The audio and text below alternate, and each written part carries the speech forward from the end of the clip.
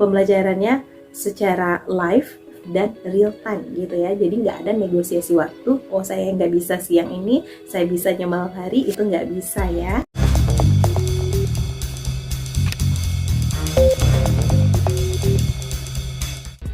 Hai sobat, jumpa lagi dengan Fidria. Kali ini Fidria akan berbagi informasi tentang tutorial webinar. Tutorial webinar ini hampir mirip dengan tutorial tatap muka. Cuman bedanya kalau di tutorial tatap muka kita punya kelas fisik.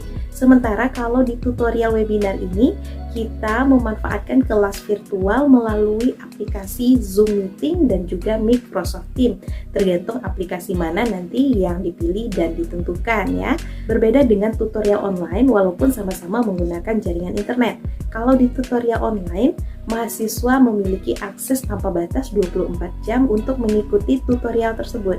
Sementara kalau di tutorial webinar ini, ada jam tertentu yang telah disepakati.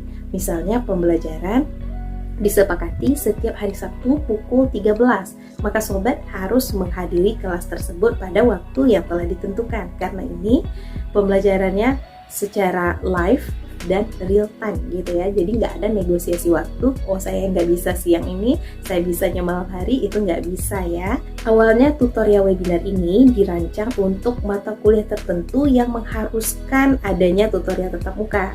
Cuman dikarenakan kondisi tertentu, misalnya daerahnya sulit dijangkau, sehingga membutuhkan waktu dan biaya yang cukup besar untuk mencapai daerah tersebut, maka didesainlah tutorial webinar ini sebagai bentuk efisiensi waktu dan juga efisiensi biaya ya. Dengan catatan daerah yang sulit dijangkau ini memiliki akses internet yang baik. Itu tujuan awalnya. Namun semenjak adanya pandemi COVID-19, tutorial webinar ini juga dimanfaatkan sebagai pengganti tutorial tatap muka. Jadi bagi mahasiswa yang awalnya mengikuti tutorial tatap muka, itu dialihkan juga ke tutorial webinar ini.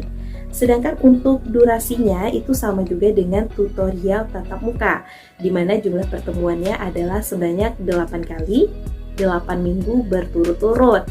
Nah, di mana pada pertemuan ketiga, kelima, ketujuh nanti sobat akan diberikan tugas tutorial. Bisa jadi tugas diberikan di dalam tutorial tersebut maupun di luar tutorial, artinya semacam PR gitu ya, pengerjaan di rumah. Itu tergantung bagaimana dosen memberikan tugasnya. Sedangkan untuk waktunya sendiri, satu kali pertemuan itu waktunya adalah 120 menit.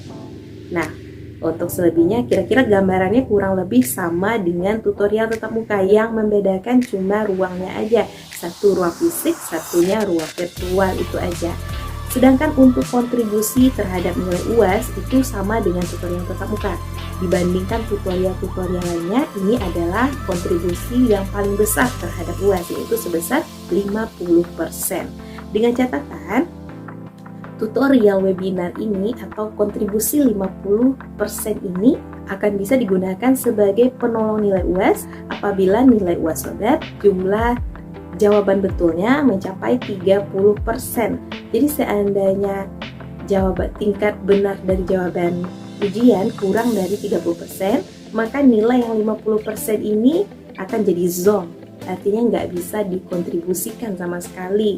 Jadi pastikan mengikuti tutorial webinar ini dengan maksimal dan ikuti juga lah UAS dengan maksimal supaya nanti kontribusinya juga maksimal gitu ya.